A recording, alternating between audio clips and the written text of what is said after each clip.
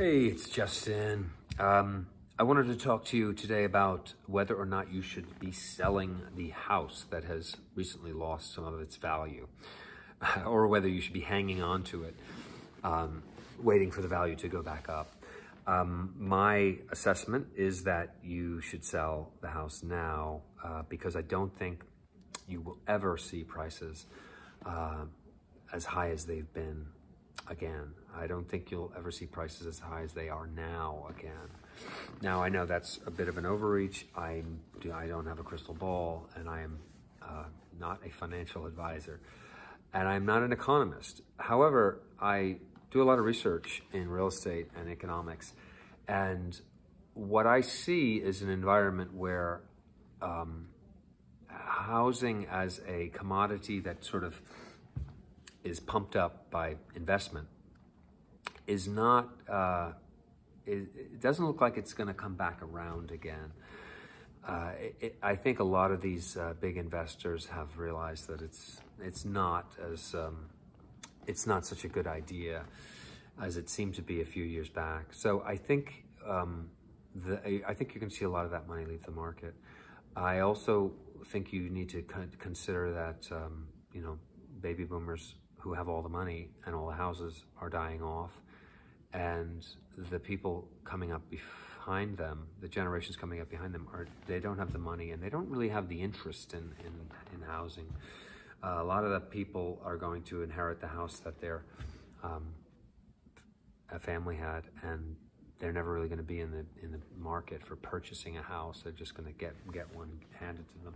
So I think you're going to see a lot more of that in the future. But what I really want to get to is the value of currency. And I think it's really important to keep in mind that you might be looking at the house you purchased for $1 million and saying, oh my God, now it's worth $900,000. Well, it may be worse than that because since the currency is going down as well. I mean, the value of the currency is going down while the price of the house is going down. So, you know, or the estimated value of the house is going down. So these two things are happening at the same time. So it's like, well, wait a minute. If the house went down 10% in price and the currency went down 10%, that's about 20%, right? It's you know, and so what you know, what the housing bubble popping doesn't take away, inflation will. So you got to keep that in mind when you think about where your house is going value-wise. You have to factor in inflation, you know, adjusted for inflation value, rather than just the price, the numerical sort of price number, you know, $900,000, $1 million. You have to keep that in mind. And I think when you factor in the fact that the house is going down in value and the currency is losing value at the same time, it's a double whammy. And that's important when you think about and I hate to say it, and maybe cutting your losses. Oh, you know, I thought this house was worth $1 million, now it's worth $900,000. Well, when you bought it, $1 million was worth more. You know, now $1 million is only worth $900,000, so it's, you know, it's 10% plus 10%.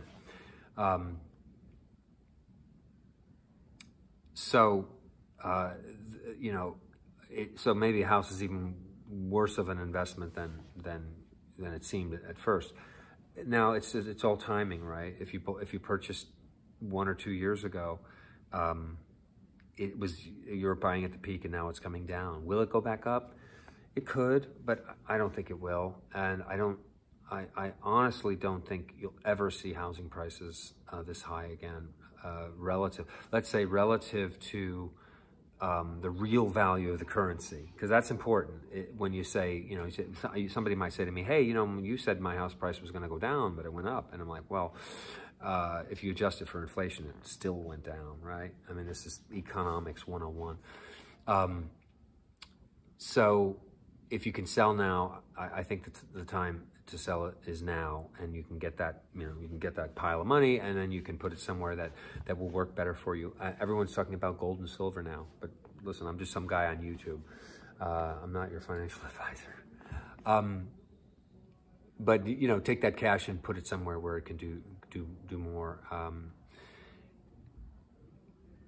I think that you know, for all these factors, the fact that the money printing, it can't stop in the way it really should stop, because for one major factor, which I've been hearing a lot about recently, is that the interest on the national debt is greater than the tax revenue.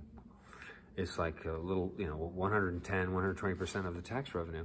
So that the federal government has to print a lot of money just to, you know, has to invent a lot of money just to keep the country from falling apart. I mean, I don't know how long they can do that for, but it's a scary concept, scary notion to think, oh my God, things are kind of house of cards out there, right? Well, so far so good, but you know, the fact is that the currency is going to continue to lose value. The currency is going to lose value. So if your house is not growing in value dramatically, you're really taking a beating. Even if it's staying the same price, it's something that's going down.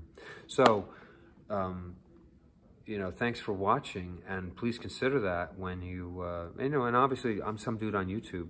Talk to a trusted advisor who knows more about this stuff than I do. But I appreciate you watching, and I'd love to hear what you have to think in the comments. Good day.